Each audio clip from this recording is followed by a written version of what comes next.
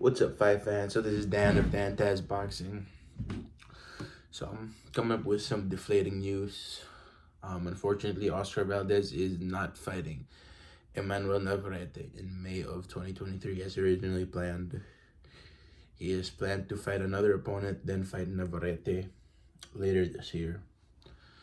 Honestly, I believe this is a good move by Oscar Valdez because he hasn't fought since he lost to Shakur Stevenson. And, his chances of beating Navarrete are 50-50. And of course, I don't think he wants to risk a second loss in a row in his career, at this point in his career. And, it's also good for Navarrete because he has been chin-checked against Liam Wilson. And, I guess, this gives him a chance to warm up to 130 pounds. That's if he fights between the timeline of from now till the time he fights Valdez. And, honestly, I would like to see him fight again later this year. And, I want to see what he can do at 130 pounds, before he faces the big dog, Oscar Valdez, And even better if they could fight in the same card. But one fight that I really wanted to see Navarrete in, aside from Oscar Valdez, is against Shavkat Rakhimov. Unfortunately, Shavkat is with Matchroom Boxing. That's a tough fight to make. And Shavkat's got a title defense against Joe Cordina. So that's out of the window for now. Checking the WBO rankings, we have Archie Sharp as number 1, Oscar Valdez is number 2, and Albert Bell is number 3.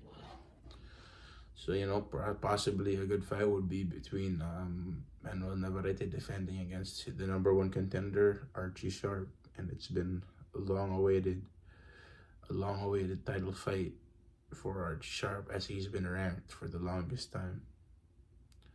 And, many people will overlook Archie Sharp the same way they overlooked Liam Wilson, but that's, Liam Wilson proved that he belongs in the world title stage. And I think that Archie Sharp can do the same thing. But I will still have Navarrete winning that fight. So, this is, that's the news for now. And, it looks like the PBC has already, as for Tank Davis versus Ryan Garcia, PBC has already signed their contract. And they're just waiting for Matchroom. And I believe it's going to take another week before the fight either gets announced or before there's going to be another stall announced for this mega fight. And, honestly, because of all this, I just think that the Oscar Valdez versus Navarrete fight is a much more appealing super fight than Tank Davis versus Ryan Garcia, because of all the stipulations going on behind the scenes that's giving it, the promoters a hard time for making this fight happen. So yeah, that's what we got right now. And Kazute Iokas vacated the WBO title belt just to secure a rematch with Josh Franco. So I guess we're gonna see that fight happen again later this year. As for the Navarrete Valdez fight, which is still happening one fight from now, from Oscar Valdez, I hope that no one gets viciously knocked out. Or, I hope it's a great fight, because this is the type of fight that, I hope ends up becoming a trilogy. And everyone's going to watch that. So, my bad. Yeah, Navarrete, he just proves that when he gets knocked down, he can get back up and fire back 10 times harder. The same thing Oscar Valdez has done earlier in his career when he's gotten dropped against the likes of Cervania and Adam Lopez. He bounced back and, boxed them to death, took their heads off. I mean, the Cervania fight went the distance, but he was able to stop Adam Lopez. Until they say Adam Lopez feels it was an early stoppage. So yeah, there's several options Valdez can fight. There's number 3, Albert Bell. I'm not sure who number 4 is. Let me check. I'll check it later. Number 3, we got Adam We got Albert Bell. Liam Wilson's the number 6. I think that's a fight that people would want to see. I mean, Liam Wilson has proven that he belongs up there. I think a fight between Liam Wilson versus Oscar Valdez is, I don't see why. I honestly don't see why not. Let me see who is there. So number 1, Archie Sharp. Then we got Lamont Roach Jr., Brian Chevalier from Puerto Rico.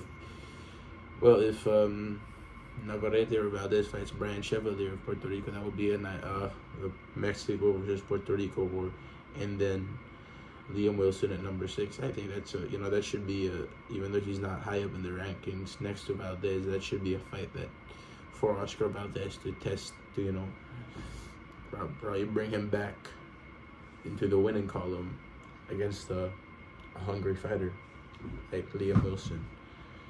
And I think that it's a 60-40, maybe even a 50-50 fight. And Liam Wilson proved that in his last outing against Navarrete that he is a dangerous fighter at 130 pounds.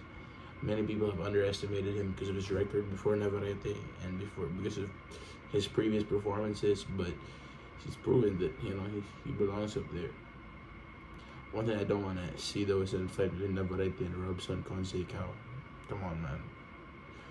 Like, honestly, that's not something I really want. I would want that many. I mean, I personally would not want to see that fight between Navarrete and Conceição. I would rather see him fight the other fighters in the ranking. Perhaps there's another one, number 8, Eduardo Nunes. He's not really that known. That should be a good fight too. Mexico versus Mexico, just like Oscar Valdez. Here, just hopefully that both of them will, if they're gonna have a fight before facing each other, hopefully both of them fight the big names in the rankings. And Liam Wilson, I believe, is the second biggest name in the rankings to Oscar Valdez. So yeah, that's a fight that could possibly happen, and it would be a really good fight. Liam Wilson versus Oscar Valdez, the battle of the left hooks, because both of them have very vicious left hooks. Now, I'm just saying that boxing 2023 is awesome. We're getting big fights, good fight after good fight, mismatches ending up as fight of the year candidates. I think that boxing is, if many people have said it's dead, boxing is on a great revival, a great renaissance in 2023, and I believe that at the end of this year, many people who don't know these names, many people who don't watch boxing, will turn to boxing because of the fights that will be produced this year. I just want to give a quick shout out and a quick thank you to my man, Fan Unboxing International. Thank you so much, sir, for shouting me out on your channel and for giving me advice.